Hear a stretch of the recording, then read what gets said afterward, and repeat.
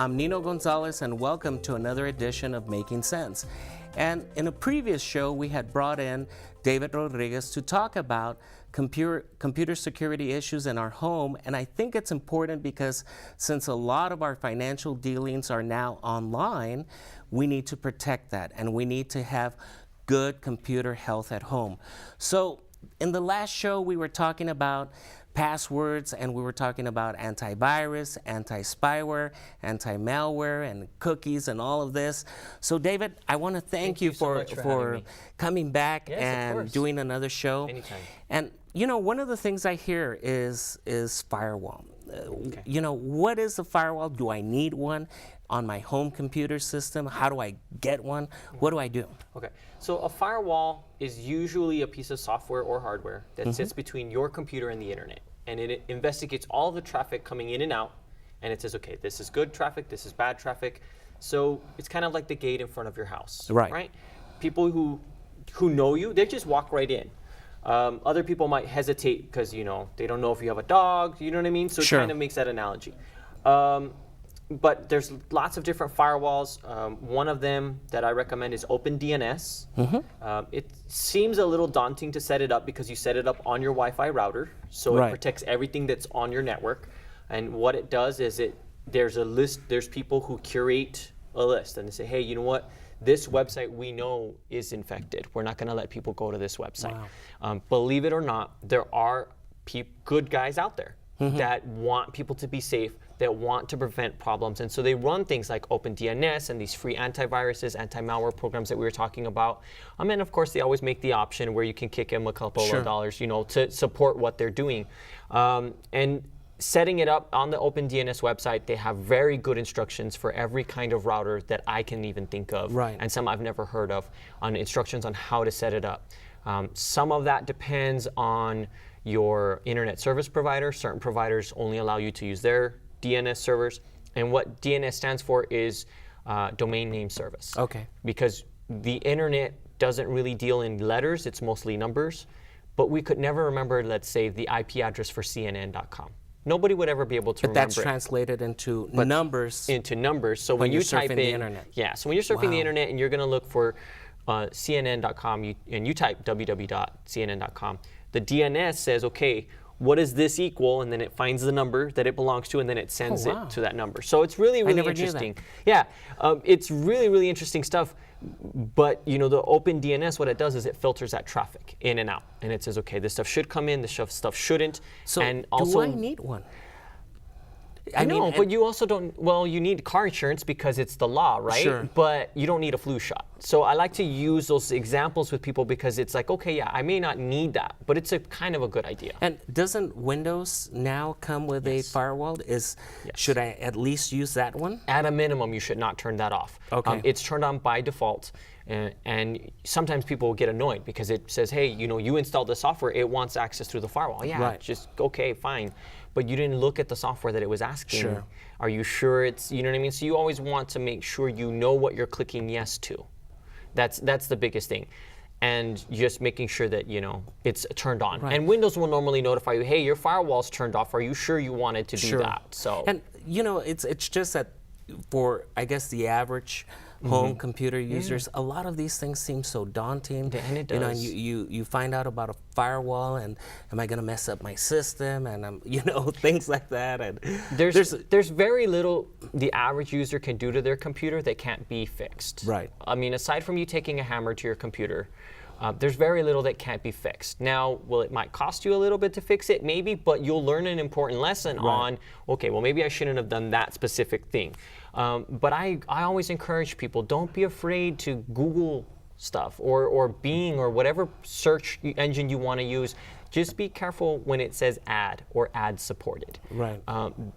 Because in some of the sessions that I've done, I show how ads can be infected and stuff. So you want to be careful with anything that says ad supported when you're doing browsing and searching I mean, because online. sometimes, you know, even when you visit a website and then all these pop-ups start appearing, it's like, how do I get rid of them? It's and there is software also available.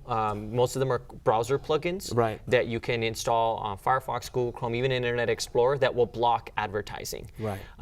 And so But sometimes you need those pop-ups in order for other stuff to work, correct? and normally Windows will prompt you, say, hey, we blocked this pop-up, and then it gives you the option to allow it. And so, there's times when you need to allow those kinds of things. Even, for example, on the APCC website, you'll click on certain things and we'll open things up in another window just because, we're sending you somewhere else. But it's one of those things that you want to not just randomly click things. You want to look at what you're clicking and make sure that if you're clicking on a link from an email, for example, you get an email and you're clicking on a link, make sure the link it's going to is where it's supposed to go. Right, because even if you put your mouse on top of that, it'll show you the address where it's going to. Many times, yes. And it's not... It might not say from Amazon. It's not from Amazon. UPS or whatever. Yeah, it's Amazon with an S or two Z's or something. So you got to be very critically. You have to think very critically about it. And a lot of people just don't want to do that. It seems too daunting. It seems too impossible. But it's not impossible. It's something that even people who are not that familiar with computers can do. Right. And so I have a computer at home, and I have wireless. And I have my router, and my son accesses the internet through his tablet or his phone. My wife does too, and whoever comes and visits, and sometimes give them access to it. How do I need to protect that? Wi-Fi is a very interesting thing because it's a convenience. You can get Wi-Fi anywhere in the house. I don't have to sit in the computer room. I can sit here and watch the dogs play in the backyard or watch my kids play Legos or whatever you want, anywhere in the house. But if you don't have a password on your Wi-Fi, which is the number one thing I see, you can just go to any apartment complex or drive down any street, and you'll see it like in the summertime especially. You'll get a signal, and you can see it especially at night. You'll see a group of kids sitting on the corner, and you're like, what are they doing out here? They're using my Wi-Fi. They're using your Wi-Fi. That's what they're doing. But they try and sit where you can't see them so you don't chase them off the property. So what you want to do is password protect your Wi-Fi. Okay. And most Wi-Fi routers, they're very easy to log into. You just have to, again, do a search for your particular model. Or do something we don't like to do, read the instructions. Well, yeah. We never want to do that. Nobody wants to read the instructions, but you can see who's on your network. You can allow just the users you want. You can block the Wi-Fi from broadcasting the name, but that's not always just enough. You always want a password as well. And that's just because the Wi-Fi extends outside of your house. And it can extend very far, depending much farther on the router than you think. that you have, because some routers, can broadcast it a little bit more powerful. It depends on the construction of your home, the placement of the router. If your router's near a window, if it's going to reach a bit farther into the street. Or it's near to the street, right? Yeah. So, or to your neighbor's backyard. So you always want to and the easiest way to test that is get your tablet and walk around your house and see how your signal bounces up and down, and just hey, I know I have Wi-Fi access this far around my house. And everybody needs a password on and their sometimes Wi-Fi. Getting a stronger router is not the solution, because then you extend that range more. And and the other thing is, and I know I mentioned this in a lot of my trainings, is you want to avoid litigation. Okay, I know you had somebody on here that was an expert in taxes and wills and all of that. Right. Okay, so that's one aspect. But let's say, for example, how can that get me in trouble? Well, see, here's the thing. If your neighbor is doing something illegal, and they're using your Wi-Fi, you will be charged with a negligence charge because you didn't protect your own Wi-Fi. And there have been many, many cases of that happening where people get in trouble with the government because one of their neighbors is doing something they shouldn't, and I've heard and read news that a lot of that is used, especially with child pornography, is they're using other networks, and they use open networks, and that can really be. Oh, you don't want that charge hanging over your head. You definitely don't want something like that. But it's not just that. It's also downloading illegal movies that have been pirated, music, software. All of that. Or hacking into systems. And or somebody using your Wi-Fi to hack into something else, and all they know is that that signal came from your house. Wow. Of course, eventually they may find one of your neighbors doing it, but why take the chance? Right. So just something simple, just as setting up a password. Simple. It really is simple. And having at least that Windows firewall turned on. Yes. To give you some sort of protection. Some kind of protection. Wow. And so let's let's move away from home. Okay, Okay. so I'm at a McDonald's, a Oh, okay. Starbucks, Okay, or here we go. I'm at Lowe's, and they have free Wi-Fi. Yeah. So what should I be doing on that free Wi-Fi, and what shouldn't I be doing, and should I be worried? The problem is, and I've demonstrated this in many sessions with students particularly, I can set up my phone to be a Wi-Fi hotspot.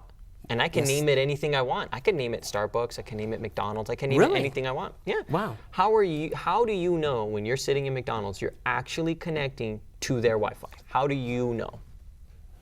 You probably Yeah. don't have any way of knowing that. Well, So usually, doesn't it take you to a web page that shows the McDonald's? that can all be be faked. prearranged, right? Yeah, but the thing is that most people will just free Wi-Fi, and they'll click on it and okay, I have free Wi-Fi. They don't realize that it may or may not be legitimate. Wow. And if it isn't, somebody could be eavesdropping on their traffic, on where they're going, what they're doing. I know that there's been many successful hacks of, for example, Facebook on McDonald's Wi-Fi networks, because some of the data they were sending between you and Facebook was not encrypted. So other people on McDonald's own Wi-Fi Right. could see your traffic. So if you're checking your email Yeah, and things so like I that? don't ever recommend doing anything that requires a login or password or personal information Through open on an Wi-Fi. open Wi-Fi. I don't ever recommend it, just because you don't know who else is listening. Wow. It'd be like shouting your social out in a crowded room. There's so many people that go to the Barnes and Noble, and they sit there for hours, and they're that's- surfing the net. That's and great. That's doing research. I mean, who cares if somebody knows I'm researching how to fix a car? Right. Who cares? But I don't want to log into my bank. Right. While I'm at Barnes and Noble, you don't want to be checking your balances and stuff like that. Or your just credit because, cards or anything yeah, like you that. don't want to do anything like that on an open public Wi-Fi. Even ones that require logins, McDonald's requires like a user agreement, and a lot of them Right. require a user agreement. But I wouldn't do any personal kind of related Because we all business. get really excited when we see free Wi-Fi. Oh, my kids love free Wi-Fi. But you really want to be careful on an wow. open Wi-Fi network, and even on a Wi-Fi network that somebody that's not you owns, like a friend or a family member, Right. because you don't know who else is connected to their Wi-Fi.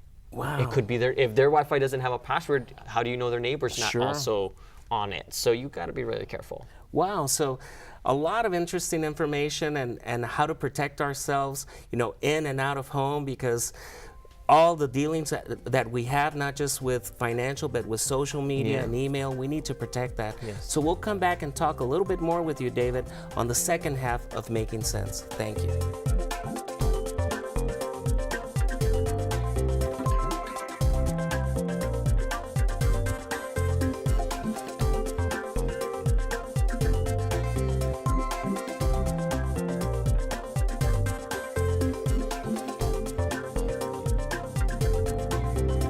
Welcome to the second half of Making Sense, and we're going to continue our discussion with David regarding home computer health, because that affects so much of what we're doing online now, especially financial transactions. But a lot of us are hooked up on social media, and we got to let the public know what we're doing and everything. And so, I have a lot of cons towards social media. What are your thoughts on that? And a lot of people see my views on social media as slightly contradictory, because it is a great tool. Right. It can be a very great tool. If artists, musicians, there's tons of people that we would never have heard of. Pentatonics performed at the AMAs. They started off on YouTube. So there's a lot of good that can become from it. Sure. But there's a lot of downfalls that people don't realize. And the number one thing people don't realize about social media is that it's free. And so people, well, what's wrong with free? If you're not paying for a product, you are the product. And so the whole reason Facebook exists and all of the studies they've done on how they make money is they make money through advertising. Sure. Well, how do they sell that advertising? Well, you tell Facebook everything about yourself, your name, your age, where you live, how you vote, all of these things. If you have pets. If you have pets, if you have kids, if you have a significant other. The restaurants you go eat. Everywhere you go. Right, so you're divulging. Because you're checking in. You're checking in, you're giving out all of this information, and so Facebook is just collecting all of this data about you. And so when companies know that advertising works, right? Otherwise it wouldn't exist. So they come to Facebook and say, okay, we want to place ads to this specific demographic in this specific area. That And has so cats. They can narrow it down to Sure. anywhere you want. And so, even Even the college does it. When we advertise on Facebook, we're not going after people under the age of 18 maybe. We're looking for people who are looking for a job maybe that are college age, Right. or people returning that, people who have been out of college for a while but are looking to get back. Well, Facebook keeps track of all their searches, so we tailor our ads based on the demographic we're trying to reach. And so, and that's a legitimate way to make money. It might Right. be, there's some other You're practices. targeting. Yeah, you're targeting your ads just like they do on TV. They don't play, obscure ads during the 9 o'clock news. Right. They play, and those ads, if you want a 9 o'clock p.m. advertising spot, I'm sure it's much more expensive Sure. than a 1 o'clock in the afternoon spot. So again, but that's what a lot of people don't understand. That's why there's so many pizza and beer commercials during football games, right? Exactly, because they want you to get a craving and run out to 7-Eleven at halftime and buy beer. So they want to hit people on the specific time, specific day. It's very strategic. And so what people don't understand is that's why Facebook exists and other social media, Twitter and all these things exist to make money. But some of us, we want to tell everything to everybody, and we want to make everything public. And even where we're at. yeah, and so, and again, we've been talking between and other times, and some of the other stuff I've done, and I do a social media thing for the Student Government Association Right. here at EBCC, and I've done like an hour and a half on social media on just all the mistakes that you can make, and part of the problem is we crave attention. And so we'll post things that we wouldn't have posted before. We say things we wouldn't have said. Or make friends with. Make friends maybe with people we shouldn't have. But why would you take a picture at your house in front of your giant screen TV? Look at this giant screen TV we just got. And I can't wait to go on vacation to Bermuda. In a couple of days. You're inviting all of the people who saw your post to rob your house. Yeah. Now, what are the chances of that actually happening? There's a lot of social media, not just Facebook, and I pick on them because they're the big dog right now, right? They've got the biggest reach, but there's other ones out there. Twitter. But none of them will release statistics on how often a crime was committed as a direct result of a social media post. But you can also make it as public or as private as you want. Yes, and how often do you check the settings to make sure it's still public or private? That's true. There's been a lot of instances where people have gotten in trouble on Facebook specifically because the privacy settings are changed. Sure. Because Facebook did an update, and it gives you a notifier that says, hey, privacy settings have changed, and then you don't update them. Some people losing jobs, or now they're even checking your social media accounts if you're applying for a job. If you're in applying some for companies. a job, chances are your potential employer knows more about you Than you from want your them to know. social media, not just than you want them to, but than you realize. Yeah. And there have been people that have been fired, or if you're wondering why you're not getting I'm putting all these applications and I'm not getting any interviews. Maybe you should check your social media Right. because chances are you're using the same email address that you applied for the job for that you're using for Facebook. Wow. So again, when we talk about keeping passwords separate, sometimes keeping separate emails for things is a really good idea as well. And let's talk a little bit about parental controls, especially on your home network system. Nothing can replace parental involvement and supervision. Sure. Nothing can replace that. But we live a lot. The kids, they've got homework all hours of the night. You don't have time to just sit there and watch everything they're doing. So what do? I know for Windows systems, there's a Microsoft Family Safety. It's free. It's tied into your Windows logins. You can say, okay, this child is in college. They need access pretty late at night. Right. Okay. My middle schooler doesn't need internet access after 9 p.m. Okay. You can set it filtered specifically on And you can the also child's filter age. sites, right? You can filter what sites it can get to, what level of maturity. A college student would need a much broader spectrum of Sure. access than a child in elementary. So you can kind of fine-tune those controls, but it's only good on the computers that's installed on. Right. So you may want to look at other options. One of the things, again, OpenDNS has a family filter. I don't remember the exact name of it. I believe it's called Family Safety also. And what it does is it filters all of your traffic. Okay. Anything that's connected to your Wi-Fi or your network is filtered through their family filter. But how about if you're a middle schooler or kid that is entering high school, they have a cell phone? How can I prevent that access? That's where things get a little more tricky. By their very nature, it's come to a point where people don't want to be tracked, right? We don't want anyone to know what we're doing. So your browsers have privacy modes that don't keep track of your history or the sites that you visited.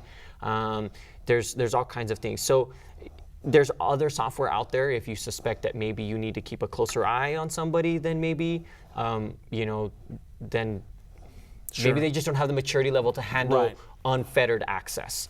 I know, for example, my boys, they're still small and but they're gonna hate me when they're teenagers because they're not gonna be able to do anything that I don't want them to do. But again, I have that level of knowledge that the average parent doesn't. So what a lot of parents need to do is do some research on good filters, on good things, and don't be afraid to say, you know what, we're gonna do this. We're gonna do, this is what we're all gonna do. We're all going to have the same restriction. It's like what you said, nothing replaces parental involvement. It just doesn't. And one of the things that I've heard it's as simple to do is put the family computer where you can see it, not in their room, where they're alone and you don't know what they're doing, but at least you can keep an eye and you can see what is it that they're doing. Yeah, and the other thing is well, they've got a tablet, they've got a cell phone, they've got all these other ways to connect to the internet, and so there is software available for tablets, cell phones, laptops, everything that will monitor traffic and send reports to the parents on their usage, and there's lots of stuff out there. So it's one of those things that a parent needs to research and needs to look at and read the reviews from multiple sites and look at the comments from people and say, you know what, this sounds like this could be a good investment. Because what you don't want to end up happening is have your kid somewhere they shouldn't and that come back later to haunt them. Because right now, in this digital age we live in, nothing ever goes away forever. That people have found that out the hard way on Facebook, on Twitter, on Instagram. They find out the hard way that nothing ever is deleted forever. And then they're trying to get a job 10 years later, and they're finding out they can't because of something they posted when they were a kid. And so, that in parental involvement, parental control is very, very crucial. Now, my computer breaks down, and my files are there. What should I do? I mean, I didn't have a backup. And we all talk about you need to have a what? You need to have a backup. So let me give you a couple of examples. I have a friend of mine that's a photographer. She had something like a 500 gigabyte hard drive, very large hard drive. It's her life's work. It's got everything on it. And she tells me, Dave, my backup is fried. I'm like, okay, no big deal. I said, where's your main folder? No, everything's on my backup. No, if it's your only copy of a file, it's not a backup. It's your main one. It's your main one. So you always want at least 2 copies of critical, irreplaceable files. So here's another one. I lost most of my first child's first year of his life. All of the pictures, all the videos of him, most of it is gone. Because at the time, my wife was the only one with a camera phone. And her phone got stolen. Okay, we had never made a backup. Wow. Okay. So for me, that was a lesson learned that I'm like very, very meticulous about that. I think we've all gone because through that. Photos can't be replaced. You're never going to get that moment back. So files, I had an instructor come to me with a USB that had been dropped and stepped on. You're clumsy. You're trying to unlock your door. You drop it. You step on it. Please tell me you can save my files. And I tried. And there was nothing I could do, but they had no other backups. So you always want at least 1 copy of your most critical files. And there's tons of ways to do it. There's really no excuse now. I mean, there's Dropbox, there's the Google Drive, Microsoft has the OneDrive. Those are all cloud-based backups. And some of them give you free space, correct? Most of them give you free space, usually between 5 and 7 gigabytes of free space, which for the average user is plenty. Most people overestimate how many files they have. Photos, videos, of course, that can extend a bit, but there's other services for that.